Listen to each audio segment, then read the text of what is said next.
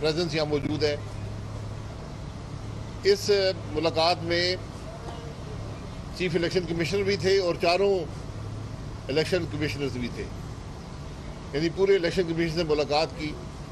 اس ملاقات کا صرف ایک نقطہ تھا اس ملاقات کا, اور وہ یہ تھا کہ 8 سال سے فارن فنڈنگ کیس جو ہے پی ٹی آئی کا, وہ الیکشن کمیشن میں زیر سماعت ہے.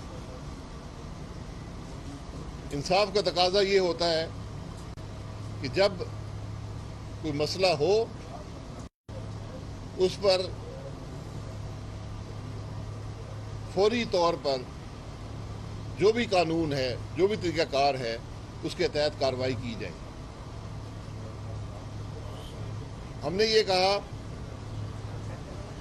کہ ملک کا قانون, الیکشن کا قانون یہ کہتا ہے کہ اس ملک میں کوئی جماعت بھی کسی بیرونی شخص سے اگر پیسہ لے تو اس کو ڈکلیئر کرنا پڑتا ہے کہ کس شخص نے پیسہ دیا, کتنا دیا, کب دیا. اور کسی جماعت کو یہ اختیار حاصل نہیں ہے کہ وہ کسی فارن کمپنی سے فنڈنگ حاصل کر سکے. اس کیس میں جو پی ٹی آئی کے خلاف فارن فنڈنگ کا معاملہ ہے, اکبر ایس بابر صاحب نے بڑا واضح ثبوت مہیا کیا آج سے 8 سال پہلے. اس کے بعد ہر ہیلے اور ہر بہانے سے پی ٹی آئی نے یہ کوشش کی کہ یہ معاملہ نہ چل سکے. اپنی حکومت کے دوران سیاسی دباؤ بھی ڈالا, اس معاملے کو روکنے کی کوشش کی, حکومتی دباؤ بھی ڈالا, الیکشن کمیشن پر دباؤ بھی ڈالا. بہرحال حقائق کو بدلا نہیں جا سکتا.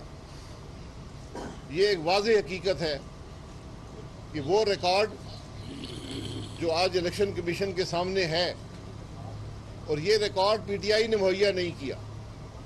پی ٹی آئی نے 8 سال میں جو ریکارڈ مہیا کیا ہے اس کی حیثیت بھی آپ دیکھ لیں. جو ریکارڈ ملا ہے, جن اکاؤنٹس کا ملا ہے, وہ اسٹیٹ بینک سے جو باہر سے ریمیٹنس آئی ہے, جو دوسرے ممالک سے پیسہ آیا ہے, اس کا ریکارڈ ہے. جو یہاں پر جو اکاؤنٹس تھے ان کی حیثیت بھی آپ کے سامنے ہے کہ پی ٹی آئی نے خود کہہ دی ہمیں اس اکاؤنٹ کا علم نہیں تھا. پارٹی کے صدر اکاؤنٹ چلاتے ہیں, اکاؤنٹ کا علم پی ٹی آئی کو نہیں ہے. اور سب سے بڑھ کر امریکہ میں فارن ایجنٹ کے طور پر کم از کم 2 کمپنیاں موجود ہیں, ایک ٹیکسس میں, ایک کیلیفورنیا میں, جن کمپنیوں کے چیئرمین کا نام عمران خان ہے. یہ کمپنیاں امریکہ میں فارن ایجنٹ کے طور پر رجسٹرڈ ہیں. ان کے پاس جو پیسہ آتا ہے وہ پیسہ وہاں پبلک ریکارڈ ہوتا ہے. آپ جا کر دیکھ سکتے ہیں کہ اس فارن ایجنٹ کمپنی جس کا چیئرمین عمران خان ہے, اس نے کس سے پیسہ حاصل کیا اور کتنا پیسہ حاصل کیا. وہاں پر بھی اس ریکارڈ میں جو امریکہ میں پبلک ریکارڈ ہے اس میں بھی افراد کے نام بھی ہیں اور کمپنیوں کے نام بھی ہیں. کیا کمپنی سے پیسہ حاصل کرنا پاکستان کے قانون کے مطابق ہے؟ کمپنیوں سے پیسہ آپ حاصل اس لیے نہیں کر سکتے کہ اگر آپ کمپنیوں سے پیسے لیں گے تو آپ ان کے ایجنٹ بن جاتے ہیں. آپ پھر کسی سے پیسے حاصل کر کے ملک کے مفاد میں فیصلہ نہیں کریں گے, اس کمپنی کے مفاد میں فیصلہ کریں گے. اس کمپنی کے پیچھے جو اشخاص ہیں ان کے مفاد میں فیصلہ کریں گے. اسی لیے فارن جو ہمارے ملک کا قانون ہے وہ کسی فارن کمپنی سے کسی سیاسی جماعت کو پیسے لینے کی اجازت نہیں دیتا.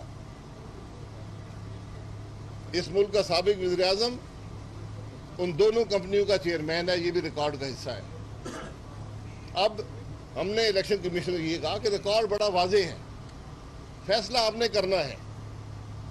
یہاں پر رات کے اندھیرے میں عدالتیں کھلتی ہیں جو اپنے ہی فیصلوں کی نفی کر دیتی ہیں، تو کیا یہ پاکستان کے عوام کا حق نہیں کہ ان کو معلوم ہو کہ اس ملک کی ایک بڑی سیاسی جماعت کس سے پیسے لیتی رہی ہے، کب لیتی رہی ہے؟ اس نے کہا اور کہ عارف نقوی صاحب جو ابراج کمپنی کے چیف ایگزیکٹو آفیسر تھے، جو ایک انویسٹمنٹ بینکر تھے، انہوں نے لندن میں کرکٹ میچ کروائے اور وہاں پر کروڑوں روپے کی رقم حاصل کی ان لوگوں سے، اور ان کو بتایا گیا کہ یہ رقم جو ہے یہ چیریٹی کے کاموں میں استعمال ہوگی، یعنی عوام کی فلاح کے لیے استعمال ہوگی۔ اور یہ بھی ریکارڈ کا حصہ ہے کہ جو عارف نقوی صاحب کی کمپنی تھی جس کا نام بھوٹان کرکٹ لمیٹڈ تھا، جو کرکٹ میچ کروا کر پیسے فلاحی کاموں کے لیے اکٹھے کرتی تھی، اس کمپنی سے 55 کروڑ روپے سے زائد رقم پاکستان پی ٹی آئی اور عمران خان کے اکاؤنٹ میں بھیجی گئی۔ یہ سب باتیں ریکارڈ کا حصہ ہیں، اور یہ وہ ریکارڈ ہے جس کو عمران خان نے نہیں دیا۔ 8 سال عمران خان نے کوئی ریکارڈ نہیں دیا، یہ اسٹیٹ بینک کا ریکارڈ ہے جس کی کوئی نفی نہیں کر سکتا۔ ریکارڈ پر موجود ہے کہ بھوٹان سے 2.2 ملین ڈالر جو آج 55 کروڑ روپیہ بنتا ہے، وہ رقم یہاں پر پی ٹی آئی اور عمران خان کے اکاؤنٹوں میں آئی ہے۔ یہ رقم حاصل کر کے آپ نے کیا الیکشن قوانین کی نفی نہیں کی؟ کیا آپ نے اپنے فیصلے کسی کو بیچے نہیں؟ ان کمپنیوں کے پیچھے کون لوگ تھے یہ وقت بتائے گا، لیکن حقیقت یہ ہے کہ چور جب چوری کرتا ہے اس کی سب سے بڑی کوشش یہ ہوتی ہے کہ میں کسی نہ کسی طرح اس کام سے نکل سکوں، ریکارڈ پیش نہ کر سکوں، قانون کے گرفت سے باہر آ سکوں۔ تو جو 8 سال عمران خان کا عمل رہا ہے، جو پی ٹی آئی کا عمل رہا ہے، وہ اس بات کی واضح دلیل ہے کہ یہ دوسروں سے پیسہ حاصل کر کے ایسی کمپنیوں سے جس کے مالکان کا پتہ نہیں ہے، جو الیکشن قوانین کی نفی ہے، پیسہ حاصل کیا گیا اور پاکستان میں سیاست میں استعمال کیا گیا۔ تو جب آپ سیاست میں کسی کا پیسہ استعمال کریں گے تو پھر کل اس کی قیمت بھی آپ کو ادا کرنی پڑتی ہے، اور وہ قیمت پاکستان کے عوام ادا کرتے ہیں۔ اب سوال یہ اٹھتا ہے، اگر عمران خان کے ہاتھ صاف تھے، پی ٹی آئی کے ہاتھ صاف تھے، تو پہلے دن ہی جب فارن فنڈنگ کا کیس آتا کہتے یہ ریکارڈ ہے، یہ ہم نے پیسہ اکٹھا کیا ہے، یہ لو الیکشن کمیشن، یہ اب فیصلہ کرو۔ 8 سال آپ نے ہر حربے سے اس ریکارڈ کو عوام کے سامنے نہ آنے کی کوشش کی، ہر حربے سے الیکشن کمیشن کو دھوکہ دینے کی، ان کے کام کی نفی کرنے کی، ان کے پروسیس کو روکنے کی آپ نے کوشش کی، ہر قانونی غیر قانونی حربہ استعمال کیا۔ آج بھی آپ دیکھتے ہوں گے کہ عمران خان حملہ کرتا ہے الیکشن کمیشن پر، اس الیکشن کمیشن پر جو اسی کی حکومت کے اندر بنا تھا۔ حملہ اس لیے کرتا ہے کہ اس کو پتہ ہے کہ فارن فنڈنگ کے حقائق کیا ہیں، اس کو پتہ ہے کہ اس ملک کا ہر الیکشن کا قانون اس نے توڑا ہے، ہر فنڈنگ کا قانون توڑا ہے۔ ان سوالات کے جواب صرف الیکشن کمیشن کی رپورٹ میں آئیں گے۔ اسکروٹنی کمیٹی کی رپورٹ آپ کے سامنے آئی تھی، ہر حربہ استعمال کیا گیا کہ وہ رپورٹ عوام کے سامنے نہ آ سکے۔ اسی رپورٹ کی بنیاد پر مزید کارروائی ہوئی ہے۔ تو اس لیے عمران خان کی کوشش یہ ہے کہ میں گالیاں نکال کر، ذاتی حملے کر کے الیکشن کمیشن پہ دباؤ ڈالوں کہ میرے خلاف رپورٹ شائع نہ ہو۔ ہم نے آج الیکشن کمیشن کو صرف ایک بات کی ہے کہ آپ کی ذمہ داری ہے پاکستان کے عوام کے سامنے، آپ کی آئینی ذمہ داری ہے کہ یہ رپورٹ عوام کے سامنے آئے اور اس کے مطابق کارروائی ہو۔ اچھا سر یہ بتائیے سر پہلے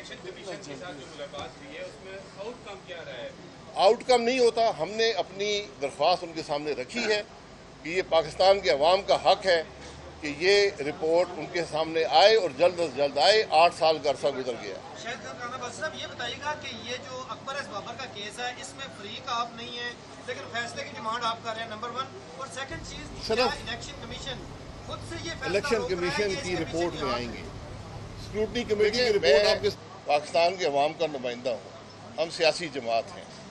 ایک سیاسی جماعت اگر یہودی ایجنٹوں سے پیسے حاصل کر کے سیاست کر رہی ہے، کسی سے حاصل کر رہی ہے، ہمیں نہیں پتا ان کمپنیوں کے پیچھے کون لوگ ہیں۔ ملک کا قانون اسی لیے بنتا ہے کہ پتہ چلے کہ کون لوگوں کے پیسے حاصل کر کے آپ سیاست کر رہے ہیں۔ ہمارا اس بات سے یہ عوام کی ضرورت ہے کہ آج عوام کو پتہ چلے کہ جو عمران خان سیاست کرتا رہے پیسے کہاں سے حاصل کرتا رہا ہے۔ یہ میرا مسئلہ ہے، یہ آپ کا مسئلہ ہے، یہ پاکستان کے عوام کا مسئلہ ہے۔ تو ہم نے الیکشن کمیشن کو یہی کہا کہ جلد از جلد آپ کی ذمہ داری ہے کہ فیصلہ کریں۔ شاید صاحب ایک بات کہیے گا کہ پی ٹی آئی کا موقف ہے کہ مختلف جماعتوں کے جو کیسز چل رہے ہیں ان کا اکٹھا فیصلہ کیا جائے فارغ فنڈنگ کے حوالے سے، کیا آپ اس بات سے بھی اتفاق کرتے ہیں کہ اکٹھے فیصلہ سنا دیا جائے؟ جی، اکٹھے ہر کیس کا علیحدہ فیصلہ ہوتا ہے۔ یہ کیس 8 سال سے ہے، اس کا فیصلہ بھی سنایا جائے، ان کیسوں کے پروسیس بھی مکمل کر کے فیصلے سنائے جائیں۔ ہمیں کسی اور کیس سے غرض نہیں ہے، ہم اس کیس کی بات کر رہے ہیں جس میں ایک جماعت نے ہر حربہ استعمال کیا اس کیس کے فیصلے کو روکنے کے لیے۔ یہ بتائیے گا کب تک الیکشن کمشنر یا جو ممبران ہیں ان کی طرف سے کہا گیا کہ فیصلہ آ سکتا ہے، کتنا ٹائم لگ سکتا ہے، کوئی ٹائم ڈیوریشن؟ دیکھیں، انہوں نے کوئی ٹائم ڈیوریشن نہیں بتائی۔ انہوں نے کہا کہ ہم کام کر رہے ہیں، ماضی میں اس پر کام میں مختلف رکاوٹیں آئی ہیں، ہماری ذمہ داری اپنی سمجھتے ہیں اور ہم یہ فیصلہ کر کے عوام کے سامنے رکھ دیں گے، یہ ہماری آئینی ذمہ داری ہے۔ کون سے عوامل ہیں جس کی وجہ سے فیصلہ تاخیر کا شکار ہو؟ عوامل میں آپ کو بتایا، عوامل یہی ہیں کہ ایک حکومت تھی جو ہر قسم کا دباؤ ڈالتی تھی الیکشن کمیشن پر، اس نے نہیں ہونے دیے، اس نے ہر قانونی حربہ استعمال کیا۔ اگر ان کے ہاتھ صاف ہوتے تو پہلے دن ہی ریکارڈ دیتے، یہ فیصلہ 6 مہینے میں ہو جاتا۔ آج 8 سال صرف عمران خان کی کوشش سے کہ یہ حقائق عوام کے سامنے نہ آئیں، یہ دیر تاخیر ہوئی۔